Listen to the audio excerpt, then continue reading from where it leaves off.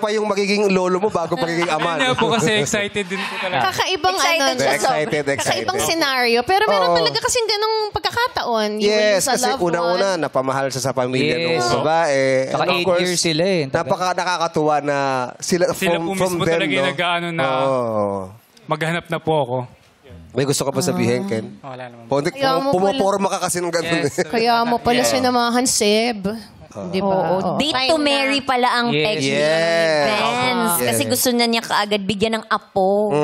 Kaya nga diba sinabi niya na Sarili niya. si Vince pag nagmahal, parang gagawin niyang Wagas. Reyna.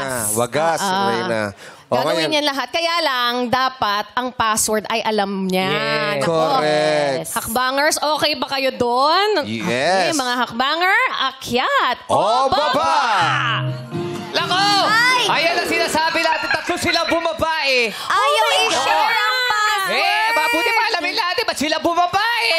I think today is the day. Hunain natin si Jam. Maiintindihan na ni Vince bakit hindi okay ba't yun. Okay Anong- po. Bali bumaba po ako because based doon sa narinig ko from usap nila ng friend niya is hindi po sa akin okay yung nagbibigay ng social media passwords. Because for me, that's my personal accounts. And also, as an independent woman, and kung sabi niya po when it comes to loyalty, I think giving my passwords will not equate to my loyalty. And that means wala siyang trust sa akin. Yeah. I think today, Tiwala kasi talaga yun eh. maraming matututunan si Vince today. Yes. kasi Tulungan pero mo na lang siya, Ken. Hindi lang nasabi ni Vince, pero pwede mo naman daw palitan yung password. Pero marami kasi gano'n ngayon eh. Yung magjowa, alam yung password sa bawat isa eh. No? Pero may gano'n eh. Meron si Jam, para sa kanya, hindi okay yun. Ayaw niya.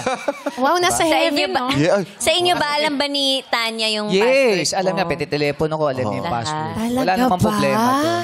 Eh si Con naman, Con, ba't pa na napakumonboy ka pa kay Jam? Kumonboy. Oo, nag-convoy kayo. Convoy kayo eh. Bakit? Ang sa akin naman po, I admire him naman po kasi hanggang ngayon love niya pa yung yung girlfriend niya for 8 years. And yun ang hindi ko maalis sa kanya. Hindi ko aalisin sa kanya yon. Pero kasi po ako ay kung magkakataon, is siya po yung magiging first boyfriend ko, parang ayoko po ng ganong idea.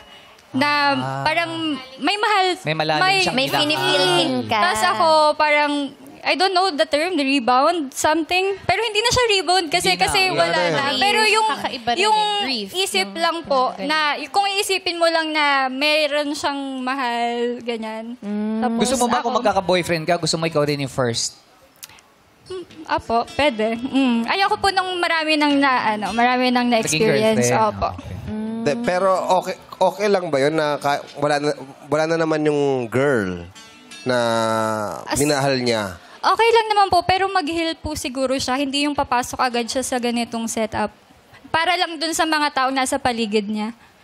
Pero sabi niya kasi 3 years. 3 years na, tsaka mukhang ready na naman daw siya. And sabi niya, yung family na mismo ng ano. Sinusuportahan girl. siya. Na sinusuportahan siya sa pagsali dito. Check na lang po natin later. Check na lang. Kasi nakababa na siya. Wala na magagawa, Wala na magagawa. Si Jo. Ikaw naman, Jo. Honestly, tingin ko Bumaba hindi ka. pa siya, wala siyang emotional intelligence for himself. Kasi kung gusto mong pumasok sa relasyon, dapat by your own, not sa nakapaligid sa'yo.